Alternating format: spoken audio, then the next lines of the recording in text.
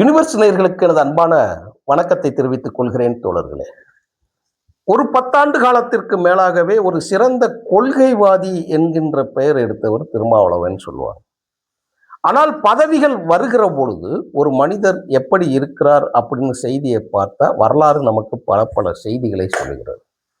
இப்ப திருமாவளவன் அவர்களுடைய நடவடிக்கை என்னன்னு பார்த்தீங்கன்னா, நேற்று விருது விளங்கும் விழாவில் ஒரு செய்தி பேசுறாரு.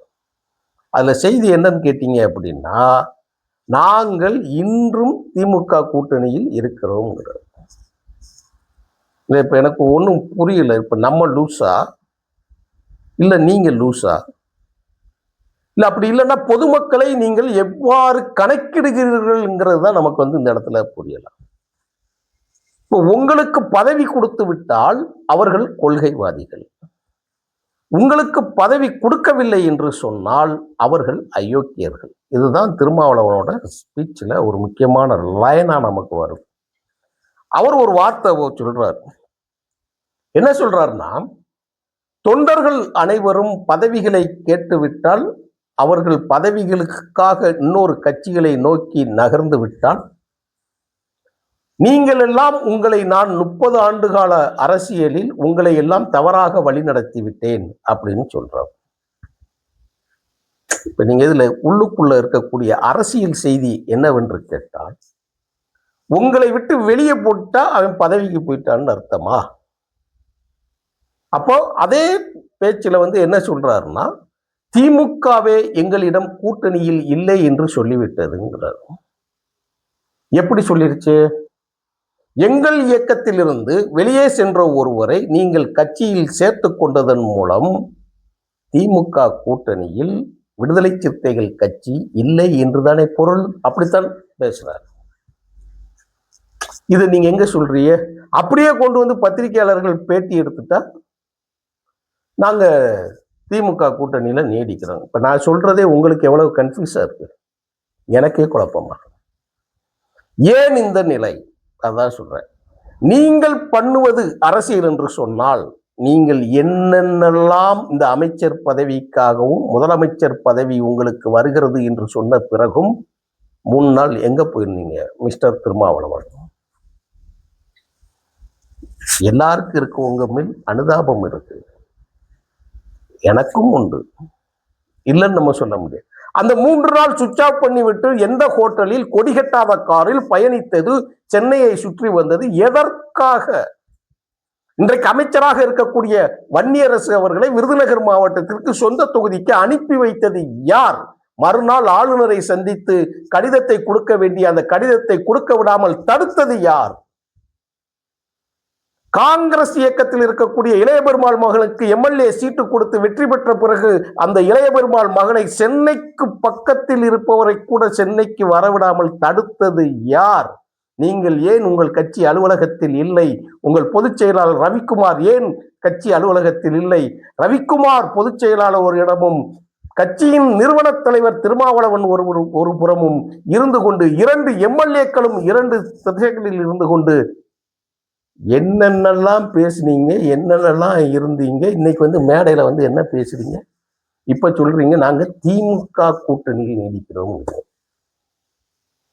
எதுக்கு? தாவேகா அமைச்சரவையில் விஜய் முதலமைச்சர் அவர் தலைமையில் நடக்கக்கூடிய அமைச்சரவையில் நீங்க மந்திரியாக இருக்கிறீங்க, அமைச்சராக பங்கெடுத்திருக்கிறீங்க, ஆட்சியில் பங்கெடுத்திருக்கிறீங்க. திமுக கூட்டணி நீடிக்கிறோம் என்று சொன்னால் என்ன பொருள்? என்னையா நடக்கு தமிழ்நாட்டில்? என்ன நடக்கு? அரசியலின் நம்பகத்தன்மையை உடைத்து நொறுக்குவது, சுக்கு சுக்காக அழிப்பது யாருன்னு கேட்டீங்கன்னா உங்களை மாதிரி ஆளுங்க பேசுறதுல தான் இருக்கு. உங்க மேல இருக்கக்கூடிய நம்பிக்கைகள் தகருகிறது அரசியல். அப்ப நாங்கெல்லாம் பதவிக்கு வரக்கூடாதா? நாங்கெல்லாம் அப்ப முதலமைச்சராக கூடாதா? கேட்கிறது நீங்க தான். அப்ப இன்னொரு தொண்டன் கட்சியை விட்டு போய்விட்டான் என்ற ஒரு பதவிக்காக நீங்கள் சென்று விட்டு சொல்றது நீங்க தான்.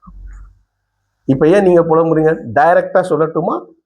பாட்டாளி மக்கள் கட்சியின் தற்போதைய தலைவர் அன்புமணி ராமதாஸ் விஜயின் மந்திரி சபையில் அந்த கட்சி தமிழக வெற்றி கழகத்தின் பொதுச் செயலாளர் ஆனந்தை சந்தித்த பிறகு டிப்ரெஷன்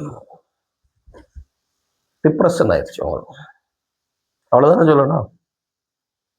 ஆதவ் அர்ஜுனாவை சந்திக்காமல் ஆனந்தை சந்தித்து விட்டது ஏன்? வன்னியரசுவை ஏன் அன்புமணி ராமதாஸ் சந்திக்கவில்லை? அப்போ புஷி ஆனந்த் கட்சியோட பொதுச் செயலாளரை சந்திக்கிறார்கள் என்று சொன்னால் அதில் ஒரு அரசியல் இருக்கிறது, தெரியுதுல்ல? அப்போ நீங்கள் முதலாக ஆதரவு கொடுப்பதற்கு முன்னால் ஏதோ இந்த நாட்டை காட்பது போல, ஏதோ இந்த கட்சியில் இருந்துதான் இந்த ஆட்சியை நடப்பது போல நீங்கள் சொல்லுவதற்கு பின்னால் அவங்க பண்ணுவது அரசியல் தானே. பாட்டாளி மக்கள் கட்சிக்கிட்ட எம்எல்ஏ இருக்குல்ல, அவங்களுக்கு தேவையில்லை. நீங்க அரசியல் பண்ணா அவங்க அரசியல் பண்ணுவாங்கல்ல. அப்ப நாங்க தாவேக்கா மந்திரி சபையிலே இல்லை என்று சொல்றீங்க. ஒரே இடத்துல மாணிக் தாகூரும் ஒரே இடத்துல திருமாவளவன் 2 பேரும் பேசக்கூடிய அந்த பேட்டியில மக்களுக்கு என்ன செய்தி சொல்ற புரியலையே. டிப்ரெஷன், குழப்பம் வருது. பதவி என்கின்ற ஒன்று இல்லை என்று சொன்னால் அவரவர்கள் பேசாம இருப்பார். இந்த பதவி ஒன்றை இழந்து விட்ட அந்த வெறுப்பில் தான், தாங்க முடியாத இழப்பில் தான் திமுக கிறுக்கு பிடிச்சு போய் அலைகிறான். ஸ்டாலின் லண்டனுக்கே ஓடி போயிட்டார். என்னமோ புஷ்ன்னு ஆக்கி விட்டு தூக்கி போயில ஓட்டு விட்டாங்க. ஓடி போயிட்டான் ஒவ்வொருத்தரும். மந்திரி சபை களைய போது, ஆட்சி முடிய போது, அது நாங்க திமுக ஆட்சியில் இருப்போம்னு சொல்லிட்டு நீங்க சொன்ன பிறகு, திமுகவோட கூட்டணியில் இருக்கிறோம் என்று சொன்ன பிறகு அது எப்படி முடியும்?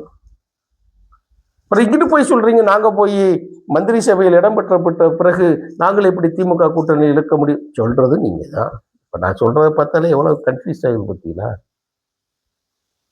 அவ்வளவு கட்சிக்காரன் குழப்பத்தில் இருக்கா. இவங்களுக்கு என்ன பிரச்சனை என்று சொன்னால், ஒரு இயக்கத்தை, ஒரு கட்சியை கொள்கை ரீதியாக வார்த்தெடுப்பது என்பது அந்த கட்சியின் தொண்டர்களை வார்த்தெடுப்பதற்குத்தான் சமம். அதுதான் அரசியல். அந்த தொண்டர்கள் தலைவர்களோடு முரண்பட்டு போய் மாற்று கட்சியில போய் சேர்ந்த இப்படி சொல்றேனே பாருங்களேன். இப்போ திமுக கூட்டணியில மதிமுக இருந்தது. அதுல முத்துரத்தினம் அப்படிங்கிற ஒரு தோழரை கொண்டு போய் கட்சியில ஸ்டாலினை பொன்னாடை போர்த்தி கூப்பிட்டு வச்சு பக்கத்துல வந்து போட்டோ எடுத்துக்கிட்டாங்க. எப்போ? அதோட விளைவு தான் இன்னைக்கு வந்து அவங்க பேசுறது. அன்னைக்கு அந்த செயலை கூட்டணியில் இருந்த நீங்கள் யாராவது கண்டித்தீர்களா? முக்கியமான கேள்வி. திமுக தலைவருக்கு அது ஒரு செய்தியாக நீங்கள் கடத்தினீர்களா? நேற்று நீங்கள் மௌனமாக கடந்ததுதான் இன்னைக்கு உங்களுக்கு வந்து சேருது. எப்படி சேருது? பக்கத்து வீட்டுல ஒரு வீட்டுல தீ எரியுதுன்னா ஓடி போய் பக்கத்து வீட்டுக்காரன் போய் அணைக்கணும். அவன் வீட்டுல தானே எரியுதுன்னு சொல்லிட்டு நீங்க இருந்ததோட விளைவு தான் இது. இவர்கள் 2 பேரும் சேர்ந்து ஆடிய நாடகத்தினை பார்த்த மக்கள் தான் வெறுத்து போய் 3வது ஒரு சக்தியாக தனி மனிதன் ஒருவன் வருகிற பொழுது, ஃபுல் பேக்கப் அண்ட் பேக்கேஜோட வருகிற பொழுது சக்குன்னு எல்லாமே காட்சி எல்லாம் மாறி போச்சு. இப்போ முதலில் போனதெல்லாம் நீங்க தான் முதல்ல போய் எல்லாமே ஆட்சியில பங்க வாங்கிட்டீங்க, வெளியே வந்துட்டீங்க. இப்போ முதலமைச்சர் ஸ்டாலினை நேரடியாக குற்றம் சாட்டும் நான் ஒரு செய்தி சொல்லட்டுமா? ஸ்டாலினை விட திருமாவளவன் ரொம்ப குழம்பி போயிருக்கிறார். ஸ்டாலின் எப்படி பதவி கிடைக்கவில்லை என்று ஏமாந்து போய் அதிர்ச்சியில் இருக்கிறாரோ, அதே அதிர்ச்சியோடு தான் விடுதலை சிறுத்தைகளின் கட்சி தலைவர் திருமாவளவன் அவர்கள் எல்லாரையும் பேச விடுறது. மீடியாக்கள்ல உட்காந்து பேசுவாங்க, கண்ட கழுதலும் பேசுவாங்க, கண்ட வார்த்தையெல்லாம் பேசுவாங்க. எல்லாம் முடிஞ்ச பிறகு கடைசியில் வந்து நான் அந்த தம்பியை கண்டித்து விட்டேன், ஆகையினால் நீங்கள் வந்து பேசலாம். கண்டித்து ஒரு அறிக்கை கூட வந்திருந்திருக்காரு. நீங்கள் எங்கே சறுக்குகிறீர்கள் என்ற விஷயத்தை தான் நான் சொல்றேன். ஆனா இப்பொழுது பார்த்தீங்கன்னா தினமும் ஒரு பேட்டி. எங்க ஒரு இன்டர்நெட்ல 1000 பேர் எழுதுவாங்க. இப்ப நம்ம பேசுறோம், பின்னணியில வந்து ஆதரவாக பல கருத்துக்கள் இருந்தால் சில தோழர்கள் வந்து வெறுத்து எழுதத்தான் செய்வாங்க, தப்பா எழுதத்தான் செய்வாங்க.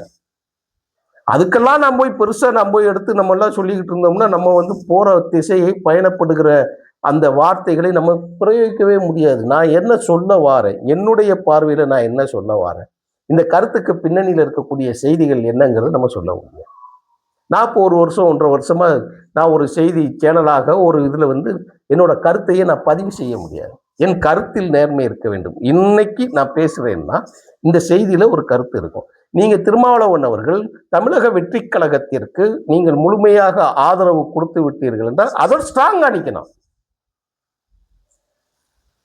மார்க்சிஸ்ட் கம்யூனிஸ்ட் கட்சியோட தலைவர் சண்முகம் சொல்றாரு. என்ன சொல்றாரு? எனக்கு ஒரு சந்தேகம் இருக்கிறதுங்கிறாரு. என்ன சந்தேகம்?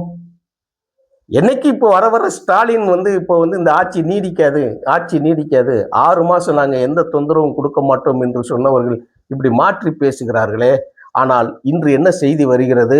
தாவேகா எம்எல்ஏவை திமுகவோட தோழர்கள் விலை பேசுகிறார்கள் என்ற செய்தி ஆளை அப்படியே கைது பண்ணி கொண்டு போய் வச்சு சிறையில வைக்கக்கூடிய காட்சி வரைக்கும் வந்ததும் இந்த இரண்டையும் இணைத்து பார்த்து மு.க.ஸ்டாலின் சொல்லுவதற்கு பின்னால் ஒரு அரசியல் சதி இருக்கிறது சொல்றாரா சொல்லலையா?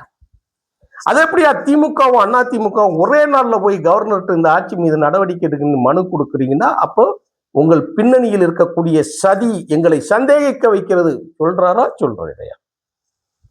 மதிமுக பொதுச் செயலாளர் தலைவர் வைகோ அவர்கள் பேசுறாரா பேசுறையா அந்த செய்திய? ஆனா நீங்க பேசுறையே. எடப்பாடிக்கு போய் அட்வைஸ் பண்றீங்க. ஏன் நீங்க பேசவே மாட்டேங்கீங்க? தாவேகாவுக்கு தானே ஆதரவு கொடுக்காங்க, உங்க கூட்டணிக்கு தானே ஆதரவு கொடுக்குறாங்க. என்ன பேசுறீங்க? அவங்களுக்கு போய் அட்வைஸ் பண்றீங்க. திமுகவுல திட்டசீரு அப்படியே அணைச்சுக்கிட்டு ஆதரவு கொடுக்குறீங்க.